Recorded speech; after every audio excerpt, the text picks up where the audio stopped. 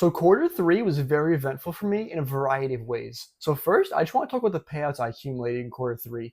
So in terms of payouts, quarter three, like of this year, was the best quarter I've ever had in my whole trading career. And honestly, you'd think like on paper that sounds amazing, but I'm really not that satisfied. Like I've been pushing myself really hard, and the amount of money I made is just not what I've been looking to make. So in all the third quarter in payouts, I received $9,510. And then for my expenses, I don't remember that one off the top of my head. I have it on my phone here, so I'll just check real quick. But so for my expenses in quarter three, I paid out $1,314.71. So that gives me a net of $8,195.29. But you do got to keep in mind that number is before taxes. Because trading income, it doesn't get taxed. Like I'm not a tax advisor, don't listen to me, but there's no taxes getting taken out at the point of you getting paid that money. So at the end of the year, you are obligated to pay those taxes. So yeah, so my net was 8,195.29. So if we divide that by 3 months, because there's 3 months in a quarter, on average, I made $2,731.76 per month.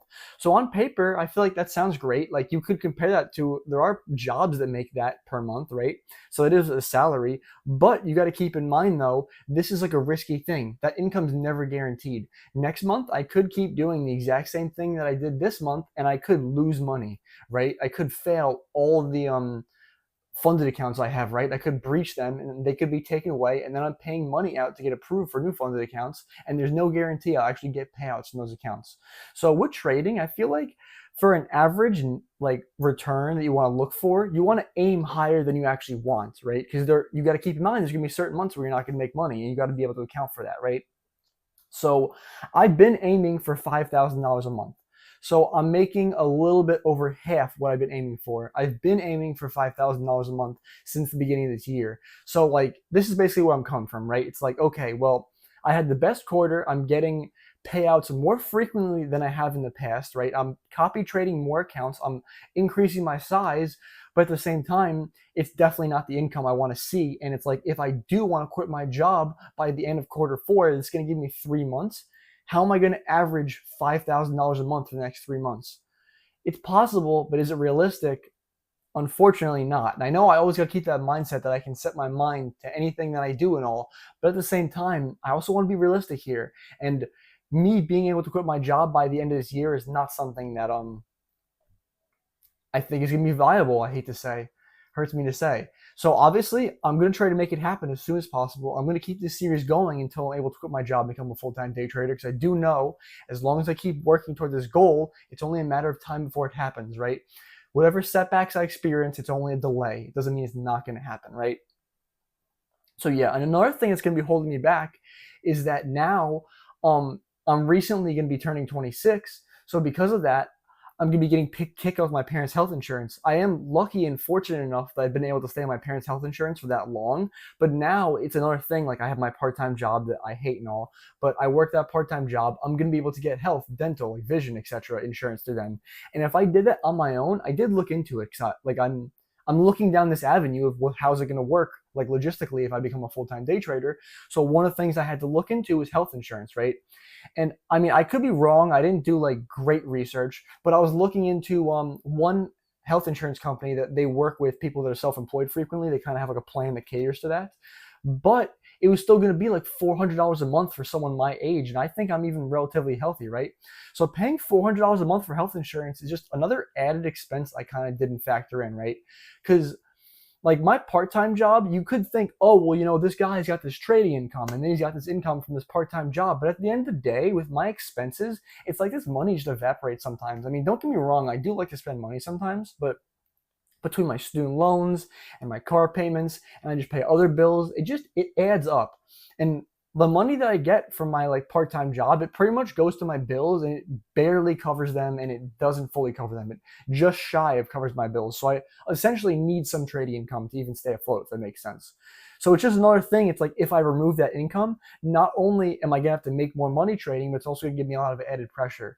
And I don't want to put myself in a position where I'm quitting a job and I'm forced to come back later to it because I did it too early, right? Horrible position to be in. So I mean, don't get me wrong, I might be a little distraught that things are going behind schedule, right? Might be a little upsetting, but just gotta do the best with what I've got in front of me, right? So yeah, so that was in terms of payouts. So the other thing I wanted to cover though is I do feel like my trading itself, if we're gonna look at my trading itself, like the past couple days, maybe I haven't been doing the best because that is true. Honestly, the past couple days, I have not been doing the best. But overall, my trading as a whole, I think my trading as a whole has been doing amazing. The amount of times that because there's people that I've learned from, for example, like the people I look up to on social media. I mean, I have no problem naming them. Like right now, like the guys from PB Trading, I love them. Like I learned a lot of teachings from them. And also like Dodgy's DD. I even have one video talking about his one setup for life, right? Guys like this, they trade pretty similar to the way I trade, right? I guess I'll shout out. I look at like Riley Balto too. I feel like he trades a little different than me. He looks at his model's a lot different, but I actually don't even know exactly what his model is. I'm just kind of guessing from what I've seen in the trade recaps that he's posted. But sometimes though I'll take similar trades to these guys, and it gives me just confidence where I'm like, oh, like I took the exact same trade as like Patrick or Blake from PB, and it's like I'm not watching them in live time. It's like we analyzed the market and we saw the exact same setup. We both liked it enough and we took it. And then honestly, my targets too, my stops are relatively in the same place, and it just feels like, oh wow. So like this guy is a really good trader. He makes X amount of money. If I'm making the same decisions, that means I'm at least I'm on the right path, right? It's a good indicator. And also too, there have been times where let's say like I won't take a trade and I'll say, oh well, I would love to see this gap get hit first. And then it'll go straight to where my stop would have been, the trade I passed up on. And then from there I'll take the trade that would have won. And it's like, wow, I just avoided a loss because of like just straight market experience, I guess, or like I don't know. I don't know how to explain it, but I feel like I'm always saying my trading is improving and all, but like for example, another thing I want to talk about was I've been live trading recently on YouTube, right?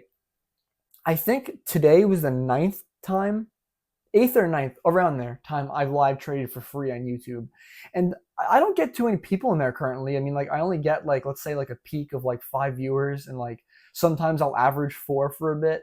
But like, so it's not like a crazy amount of people watching, but people watching you trade is an added stress. And a lot of traders out there, let's say like they're not doing so well, they're not that confident in their strategy, whatever the thing is, like they basically are not confident enough in their trading enough to be able to live stream and just be avoid the chat, right? Because the chat can tell you, oh, you're wrong because of this. You have to listen to your own bias, execute, and if you're wrong, you got to know, hey, this is my strategy. I know it works over time. I don't care what these people in chat say, right? They're not managing my account. How many payouts have they gotten, right? You got to think about it like that. I mean, like I try not to be negative, like, but just try to think about where it's coming from, right? You gotta I guess I'm thinking more to the point of though, when you're live trading, it's a distraction, right? There's going to be people trying to talk to you about random things. There's going to be people talking to you about different strategies, like, oh, well, we might have hit this zone based on order flow, right? And then it's going to just mess up your bias. Live trading is something that I've been doing, and I've been doing it. I feel good, honestly. I've been saying, hey, like my bias is toward this, and we've been moving toward there. I'm proud of the way my live trading's been going, and I thought it would give me more anxiety or it wouldn't go as well. Yeah. I mean, full transparency though, I finished the day negative technically Thursday, Friday, and then this Monday, right?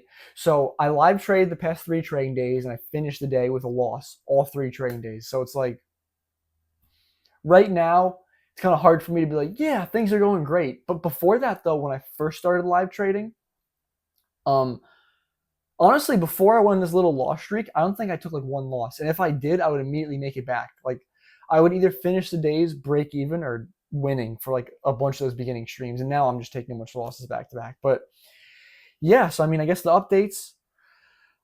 Yeah, so I mean, I've been live trading. It's been going well. I'm gonna continue live trading. I like the way it is. I'm proud of the way I've been handling these live trading sessions, right? I feel like I've been saying I want to see this get hit, and there have been certain areas I've been marking out as just the things I've been talking about, I've been playing out. It's given me a little bit more conviction. I love to see it. Just like, cause I can rewatch myself and I'm like, oh yeah, I literally said I wanted to see this happen, and then it happened.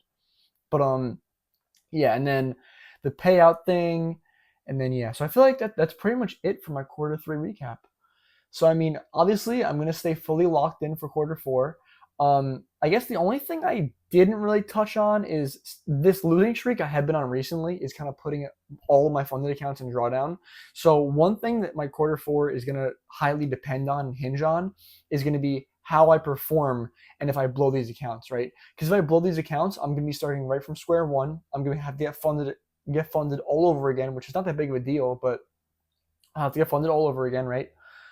So yeah, hopefully this losing streak doesn't continue. I'm not too scared, honestly, but yeah, and I guess the whole time I'll always be trying to backtest. I have, one thing for accountability, I need to say this out loud. I have been slacking on my backtesting a little bit. I know in the past I probably talk about backtesting once a day, but recently, I guess between life and my trading was going really well. So I feel like sometimes it's easy to think like, oh well, I keep winning. Why would I backtest? But you got to keep doing your back testing, I guess. I mean, well, I do think if I'm making crazy amounts of money, I'll chill with the back testing. But it's like I haven't quit my job yet, right? Why are we laying off the back testing? So quarter four, number one goal for me. Um, Obviously, make as much money as possible, but I gotta stay true to that back testing. So yeah, that was pretty much it. Also, if you're looking for a prop firm to trade with, my favorite prop firm is Alpha Futures. I'm gonna put a link down below as well as my discount code, which is code TIMB272. That's gonna get you 10% off all evaluations, no matter which evaluation you choose, or it's going to get you whatever the best current discount is. So let's say you hear in October there's X sale going on. If you use my code, that'll get you that sale if you use it in October, obviously. And then also for backtesting, my favorite backtesting platform is FX Replay. That's going to be a link down below as well. If you use that link and code TIMB272, it's going to get you 15% off FX Replay. So I highly recommend checking it out. And lastly, the last thing I'll spit at you is join the free Discord. There's going to be the free Discord link below, and I'm going to be active in there. You can tag me at any time if you want to talk to me, have any questions, etc.